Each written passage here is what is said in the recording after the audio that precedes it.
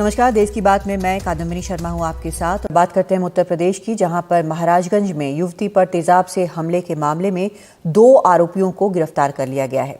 Police की इन आरोपियों से मुठभेड़ हुई। इस दौरान इन दोनों के पैर में गोली लगी। घायल हालत में दोनों का इलाज अस्पताल में किया जा रहा है। इन दोनों आरोपियों से कट्टा और कारतूस बरामद किया गया है। 16 नवंबर को इन दोनों आरोपियों ने अपनी मां के साथ बाजार से लौट रही युवती पर तेजाब फेंका, जिससे युवती बुरी तरह घायल हो गई। अभी उसका अस्पताल में इलाज चल रहा है।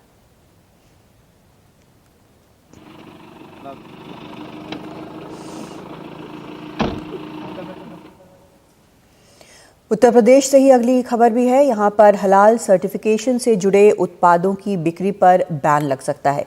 कुछ कंपनियों ने हलाल सर्टिफिकेशन के नाम पर एक धंधा चला रखा था। डेयरी, कपड़ा, चीनी, नमकीन, मसाले और साबुन को भी ये कर रहे थे हलाल सर्टिफाइड। मुख्यमंत्री योगी ने इसका संज्ञान लिया और इस पर अब कड़ी कार्रवाई हो सकती है।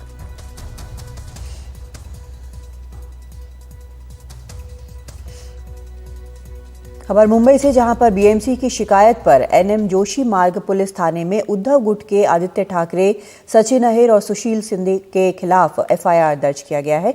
आरोप है कि आदित्य ठाकरे ने एनएम जोशी मार्ग पर नए बने पुल का जबरन उद्घाटन किया।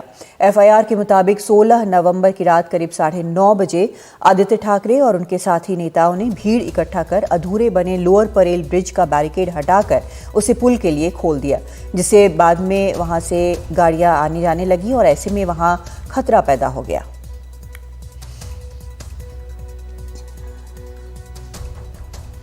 उधर हरियाणा सरकार को हाईकोर्ट से बड़ा झटका लगा है। पंजाब हरियाणा हाईकोर्ट ने प्राइवेट नौकरियों में 75% आरक्षण के प्रावधान को रद्द कर दिया है। हाईकोर्ट ने हरियाणा राज्य के स्थानीय उम्मीदवारों के रोजगार अधिनियम को भी असंवैधानिक माना। साथ ही कहा कि ये अधिनियम बेहद खतरनाक है और संविधान का उल्लंघन करता है। इस बीच हरियाणा के उप मुख्यमंत्री दुष्यंत चौटाला ने एनडीटीवी से कहा कि उनकी सरकार हाईकोर्ट के इस आदेश को सुप्रीम कोर्ट में चुनौती देगी। या तो वो कानून मन से नहीं बनाया गया था, केवल दिखावा था, या उसकी पैरवी नहीं करी गई हरियाणा सरकार द्वारा। ये आज स्पष्ट हो चुका है कि बीजेपी जेजेपी सरकार, जिसका गठन, जिसका समझौता 2 बातों पे हुआ था, 5100 बुढ़ापा पेंशन और ये 75% रिजर्वेशन हरियाणा नौजवानों। ना तो 4.5 साल में 5100 पेंशन आई और ना ही ये 75% का कानून आया। ये समझौता ना तो पेंशन पे था, ना रिजर्वेशन पे था। ये समझौता भ्रष्टाचार के कमीशन पे था। केवल भ्रष्टाचार के आधार पे समझौता हुआ था। तो ये तो थी विपक्ष की बात, लेकिन डिप्टी सीएम दुष्यंत चौटाला क्या कह रहे हैं वो सुनते हैं। आप सुप्रीम कोर्ट में ये ऑर्डर चैलेंज करने की कोशिश करेंगे? बिल्कुल, और हमने पहले भी जब हाई कोर्ट ने स्टे किया था, हम सुप्रीम कोर्ट गए थे। सुप्रीम कोर्ट ने उस स्टे को सेट असाइड किया था और डायरेक्शन दी थी हाई कोर्ट को कि 1 महीने के अंदर इस पे सुनवाई हो। और आज 1.5 साल बाद इस पे सुनवाई हुई है और मैं ये मानता हूँ कि 1.5 साल इंतज़ार के बाद इस तरह का ऑर्डर आना, मुझे लगता है कि it is challengeable and will move to Supreme Court as soon as possible.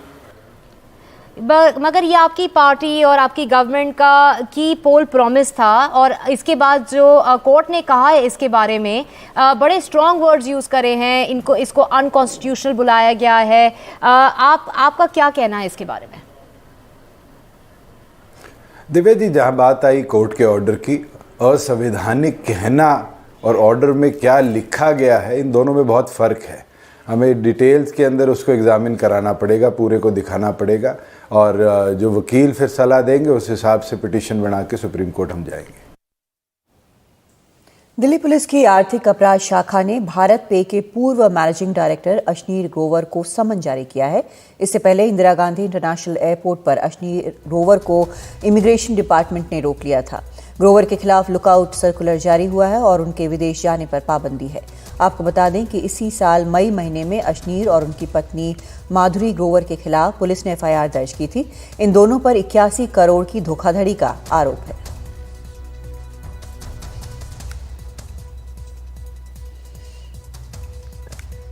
शुक्रवार को दिल्ली एयरपोर्ट पर दिल्ली पुलिस ने भारत पे के को फाउंडर अशनीर ग्रोवर और उनकी पत्नी माधुरी जैन ग्रोवर को रोक लिया। उस वक्त वो अमेरिका जा रहे थे।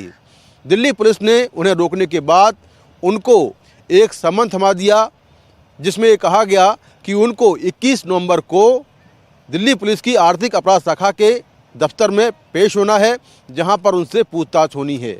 दरअसल इस बात का अंदेशा था कि दोनों पति पत्नी कहीं विदेश ना भाग जाएं। उनके खिलाफ भारत पे की शिकायत पर मई 2023 में एक धोखाधड़ी का मामला दर्ज किया गया था, जिसमें कंपनी की ओर से कहा गया था कि भारत पे के को फाउंडर अश्नीर ग्रोवर और उनकी पत्नी माधुरी जैन ग्रोवर ने मिलकर कंपनी का करीब 81 करोड़ रुपए निकाल लिया है और ये पैसा अपने जानकारों के यहाँ भेज दिया है। इस तरह से कंपनी से करीब 81 करोड़ की ठगी की है। तो उसको लेकर दिल्ली पुलिस तब से इस मामले की जांच कर रही थी। हालांकि अश्नीर ग्रोवर का ये कहना है कि एफआईआर दर्ज होने के बाद 4 बार वो विदेश यात्रा कर चुके हैं, तब दिल्ली पुलिस ने उनको नहीं रोका था। लेकिन हाल ही में उनके खिलाफ लुकआउट सर्कुलर यानी एलओसी जारी हुआ और उनको एयरपोर्ट पर रोका गया। अब दिल्ली पुलिस 21 नवंबर को अश्नीर ग्रोवर और उनकी पत्नी माधुरी जैन ग्रोवर से इस मामले में पूछताछ करेगी कि आखिर जो 81 करोड़ रुपए ट्रांसफ़र करने की बात की जा रही है वो पैसा उन्होंने कहाँ भेजा। तो इसको लेकर उनसे 21 नवंबर को पूछताछ दिल्ली पुलिस करेगी।